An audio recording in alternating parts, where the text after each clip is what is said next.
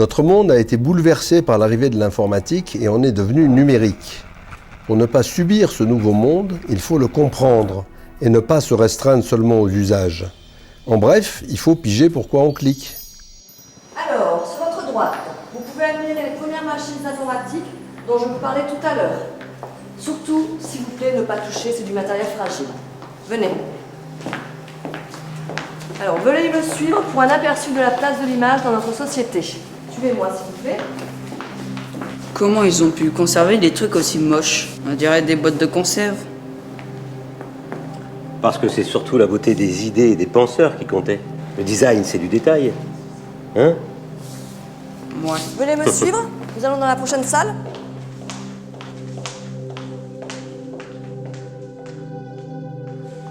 Faites pas trop de bruit, les gens travaillent au-dessus.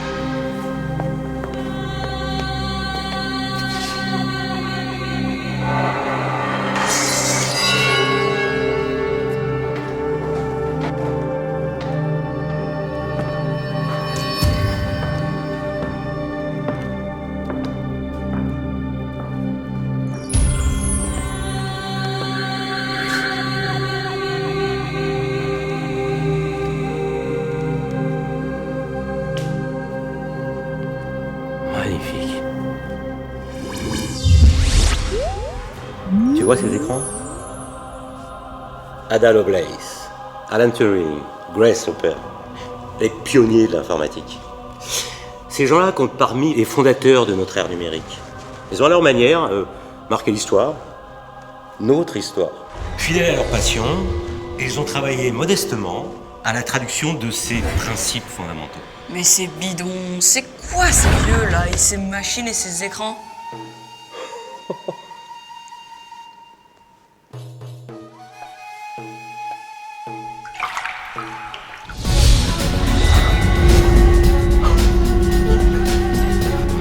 Oh, incroyable! Je croirais plonger en pleine réalité du 9e siècle. Question, c'est qui vieux qui nous mate là? Eh bien, tu as en face de toi Monsieur Algorithme. De son vrai nom, Al-Khwarizmi. Le mot d'algorithme est une simple déformation latine de son nom. Algo quoi?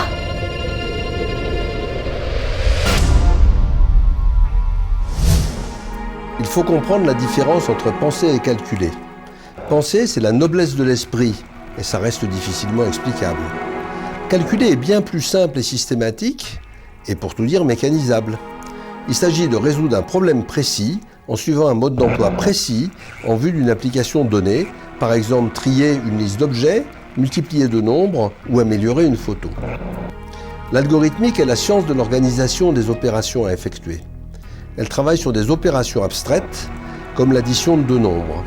Pour passer aux opérations concrètes, il faut écrire tout cela de façon bien plus précise, sous la forme d'un programme écrit dans un langage de programmation.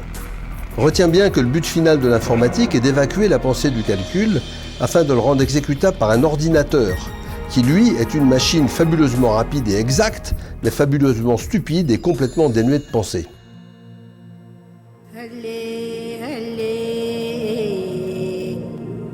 Abu Jafar Mohamed ibn Moussa al-Khwarizmi. Que la paix soit sur vous, mon ami. Ne fais pas le timide. Bonjour monsieur. Mais l'homme qui est là a vécu au 9e siècle. À cette époque, cela fait 2 siècles que l'islam a fait de l'arabe la langue universelle dans cette partie du monde. Et de la recherche de la connaissance, un des objectifs de la vie. C'était à l'époque des croisades? Non, ne mélange pas tout. La première croisade a eu lieu un peu plus tard. Mais c'est par le travail de ces personnes que le monde arabe a pu traduire, donc s'approprier, donc comprendre toutes les connaissances scientifiques du monde d'alors. Abu Jafar est plus qu'un traducteur, vois-tu. C'est un transmetteur d'idées. C'est donc à lui qu'on doit les chiffres arabes et le zéro. Exactement. Il va chercher à ce que ses contemporains puissent reproduire des mécanismes complexes en appliquant pas à pas une recette de calcul et des solutions aux équations dont ils ont besoin. La classe! Il est passé où, Abou? À bout. Madame Lovelace, est-ce que tu peux dire bonjour à Madame Augusta Ada King, comtesse de Lovelace? Bonjour, Madame Ada. Bonjour messieurs, par quel miracle puis-je vous voir? Nous nous connaissons? Pas moi, mais lui, certainement. Oui, vous êtes la fille de Lord Byron, ce gigantesque poète anglais, mathématicienne. Elle a publié ses résultats mathématiques sous un nom masculin, vois-tu, car dans cette époque qui se voit aussi civilisée qu'elle est machiste, elle vivra sa vie de femme au mépris de sa réputation et au mépris des imbéciles. Effectivement, vous êtes bien renseigné. C'est quoi, machiste? C'est une vraie question. Une vraie question. Mais regarde, elle a traduit du français et enrichi fortement les éléments mathématiques qui vont permettre à son Babbage de travailler à la construction du premier ordinateur qu'il appellera la machine analytique. Hein? Bah quoi? Une minute, je suis paumé. Ok. Charles Babbage. Alors, malheureusement, lui ne l'achèvera jamais. Mais à partir de ses plans, on a pu le construire au musée de la science de Londres. Et figure-toi qu'il fonctionne parfaitement. Elle fonctionne, mais c'est incroyable. La machine analytique n'a aucunement la prétention de créer quelque chose par elle-même. Elle peut exécuter tout ce que nous saurons lui ordonner d'exécuter. Son rôle est de nous aider à effectuer ce que nous savons déjà deviner, des opérations numériques et aussi symboliques. Ada est celle qui a permis d'incarner les algorithmes dans des programmes. Les algorithmes d'Abou Jafar. Tu as tout compris. Monsieur Al-Khwarizmi, enchanté, Ada Lovelace. Mais alors, tout ça c'est de l'informatique? Mais les machines dans tout ça, et la technologie, ça sert à quoi du coup? Attends, tu vas comprendre. Écoute la suite. Regarde. Il faut faire avancer d'un siècle la roue du temps. L'informatique s'incarne dans des machines. L'homme sait d'abord fabriquer des outils, c'est-à-dire des objets simples à utiliser. Puis, il a fabriqué des machines, c'est-à-dire des outils qui utilisent une force autre que la sienne et qui peuvent exécuter de manière autonome certaines opérations, même complexes et programmées, comme pour le métier à tisser de jacquard. Mais la machine mécanique ne sait pas se modifier elle-même.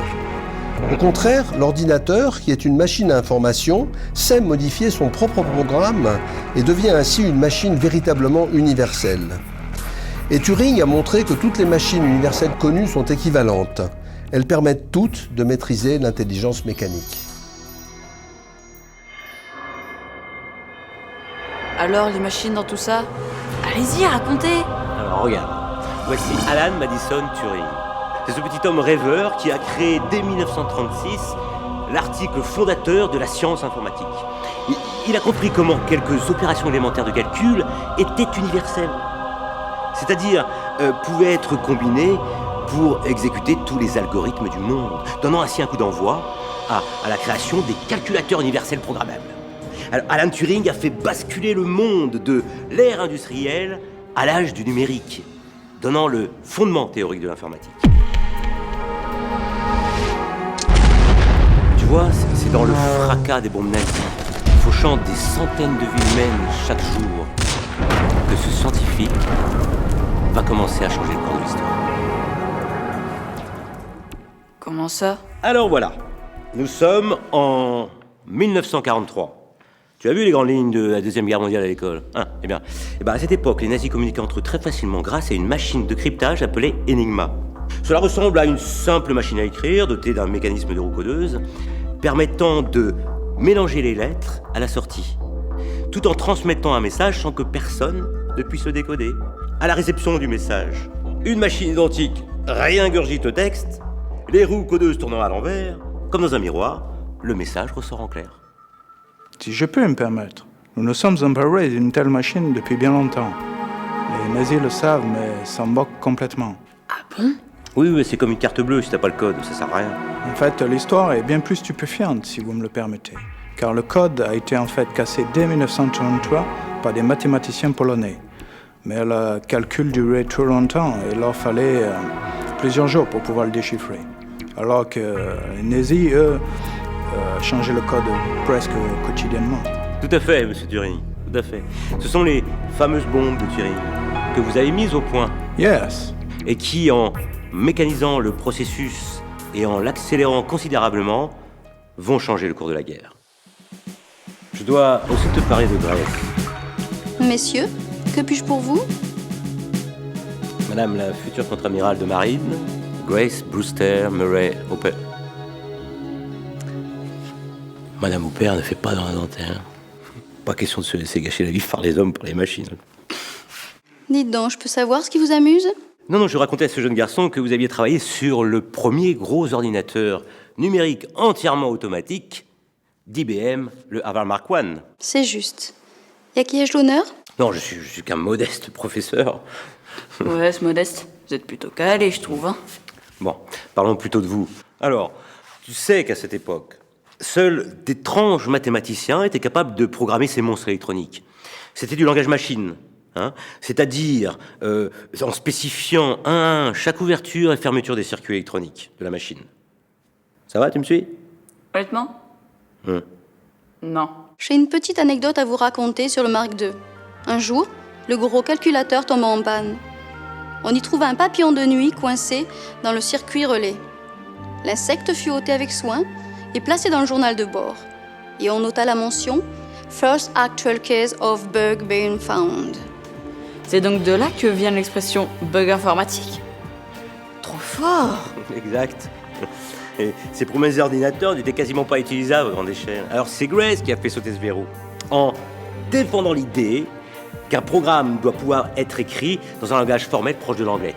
Elle conçoit alors un compilateur, c'est-à-dire un logiciel qui permet de traduire en langage machine les éléments de l'algorithme et compréhensible par tous les ingénieurs.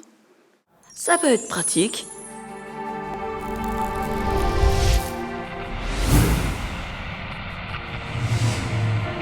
Les premiers ordinateurs naîtront modestement vers 1940. Le tout premier programme enregistré sur un concept de logique binaire sera construit en 1937 par l'ingénieur Konrad Zuse.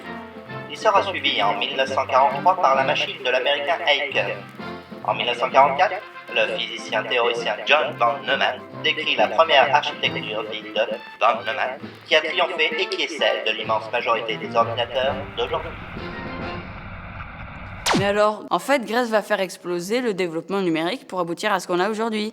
Les logiciels et tout. Oui, tu commences à comprendre. Génial! On dirait presque du Wikipédia.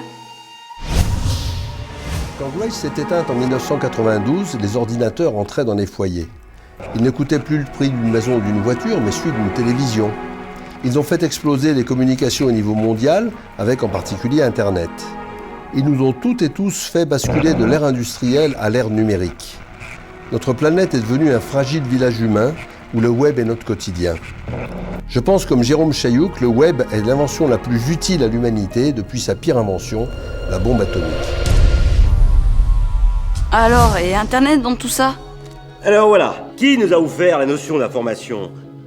C'est Claude. Non, attends. André. C'est qui ces deux-là?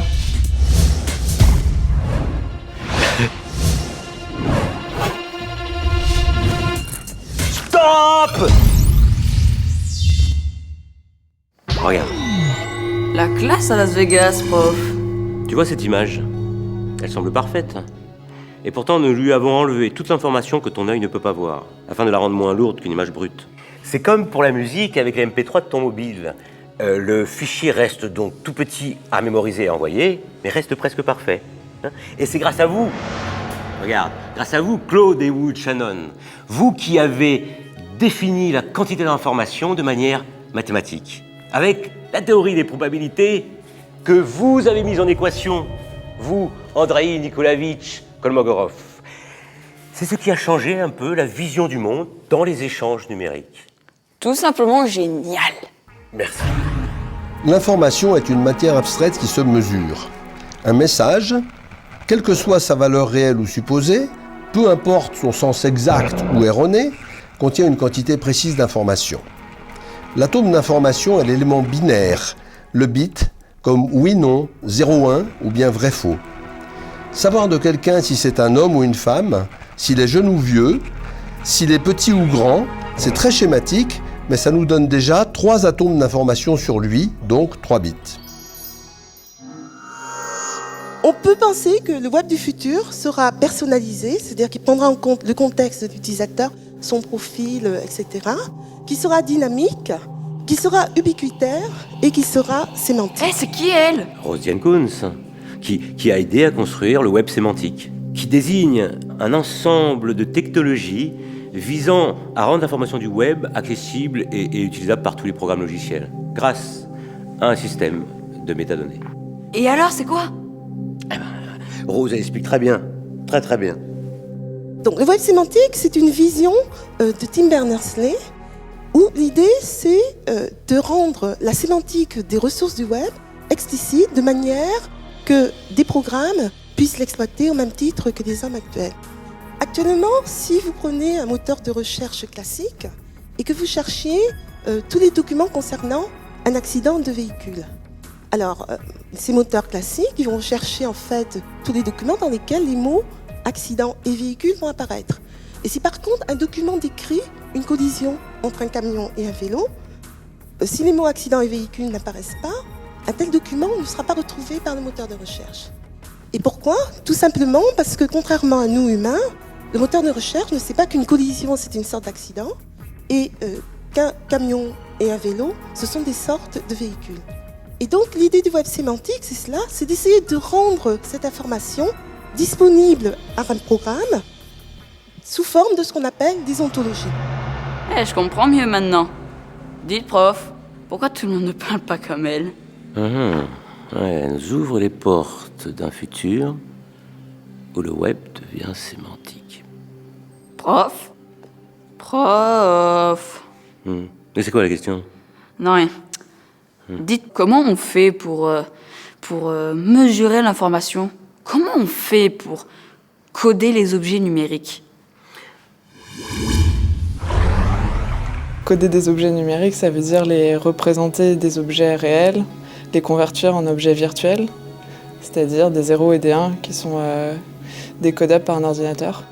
Donc ça signifie à la fois l'objet en lui-même, mais ça signifie également son langage pour le décoder. Tous les objets, les images, les sons, les textes, les données ont un reflet numérique qui permet de mémoriser l'information, de la transmettre, de la reproduire à l'infini et de la manipuler aussi de manière spécifique grâce à toutes sortes d'algorithmes. On peut ainsi ouvrir un nouveau monde de partage de l'information qu'il reste à finir de construire tous ensemble. On se croirait dans un vieux film. Comment ils faisaient sans informatique? Mais tu sais, avant, il y avait ce qu'on appelait des machines à écrire. C'est-à-dire c'était des machines qui servaient juste à écrire. Alors tu vois, tu tapais un texte directement sur une imprimante à papier. Ouais, comme ça, sans le mémoriser. Juste un clavier et une imprimante. Et si tu te trompais, tu devais retaper toute la feuille. Ah bon? Oui. Attends, tu sais, avant, les téléphones étaient reliés au mur avec un fil. Non, je rigole pas. Et des fois, il y avait un seul téléphone pour toute la famille. Et encore pas toujours. On m'avait dit ça, j'ai jamais voulu y croire. Ah tu peux me croire. Et puis, tu ne pouvais pas joindre les gens, sauf s'ils étaient chez eux. Donc, impossible de les joindre en dehors de chez eux. C'est-à-dire, tu appelais les gens quand tu savais déjà en fait où ils étaient. Ça craint ça. On pouvait pas appeler les potes? Non. Et puis si tu avais un rendez-vous, par exemple, il fallait tout prévoir à l'avance. Le lieu, l'heure et tout. Sinon, les gens, ils se manquaient, tout simplement. Et encore, je te parle de téléphone. J'exagère un peu, c'était pas vraiment des téléphones. Tu pouvais faire un numéro, parler à la personne, et une seule personne à la fois, sans l'image, juste le son. On pouvait même pas s'envoyer de messages? Ah non, pas des messages SMS, tu rigoles. Avant, il n'y avait même pas de vidéo internet, juste une télévision, un écran par famille. Alors tous devant regarder la même chose en même temps. C'est simple, quelques dizaines de personnes décidaient ce que des millions d'autres allaient regarder. Ils devaient s'abrutir devant ce truc. Avant, les véhicules et les téléphones n'avaient ni GPS, ni tous ces gadgets qui nous simplifient la vie. Tant en matière de communication qu'en matière de sécurité. Eh oui. Et tiens, et puis quand les gens allaient en ville, eh ben, ils se rencontraient juste par hasard. Impossible de localiser leurs copains. Ils avaient ni GPS ni rien. Quelle galère! Ouais, et les objets n'avaient pas de puce électronique. Alors, si tu perdais un bijou ou un vêtement, eh ben, pratiquement impossible de le retrouver, puisqu'il n'était pas localisé électroniquement. Ah bon? Ils faisaient comment alors? Eh ben, ils cherchaient à la main en tâtonnant, ou alors ils se remettaient à la chance, ou alors ils faisaient une croix dessus, définitivement. Et avec Internet? Ah non, pas d'Internet. Toutes les connaissances étaient sur papier, dans des livres, dans des bibliothèques. Alors, il fallait fouiller des murs entiers de bouquins en papier et tout recopier à la main. Pas possible! Bon, plus tard, on a pu imprimer les informations du jour. On appelait ça des journaux quotidiens. De nombreuses fois, pour que les gens puissent en prendre connaissance. Bonjour le gâchis de papier. Et les gens s'écrivaient uniquement sur du papier. Envoyé par la poste, pas de mail, ni de SMS, ni de tout ça, tu comprends. Et avant le téléphone, il fallait des fois 2 jours ou plus pour savoir ce que les gens voulaient te dire. Et 1 semaine, si c'était dans notre pays. À l'époque, les gens sourds et malentendants étaient coupés du monde. Au début du XXIe siècle, les interfaces entre les ordinateurs et les cerveaux n'en étaient qu'à leur balbutiement. Mais je comprends pas. On avait dit qu'il y avait des... ordinateurs? Oui, des ordinateurs. Tu veux savoir ce que c'était un ordinateur à l'époque? C'était surtout un objet rare et cher qui n'a existé qu'au début de l'informatique. Quand pour calculer, il fallait faire des machines assez grosses et très fermées, bien avant que l'informatique s'incarne au sein de tous les objets. Tu sais, avant, on n'apprenait même pas à l'école les fondements de l'informatique. On apprenait juste à se servir des logiciels existants, et encore. Je crois que les gens étaient juste effarés devant ce monde numérique qui émergeait à peine. Oui, tu as raison. Mais c'est grâce à ces gens qui font aujourd'hui partie de l'histoire que nous avons le monde que nous avons aujourd'hui. Allez, salut nos amis. Je crois que le groupe nous a pas attendus.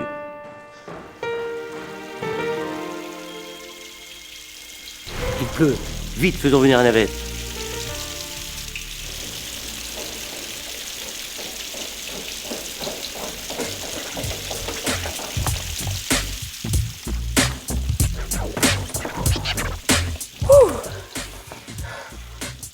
Je vais t'expliquer comment on apprenait les sciences numériques à l'époque. Tu vois, c'est rudimentaire, mais plutôt marrant. Ok. Mais c'est moi qui conduis alors. Allez.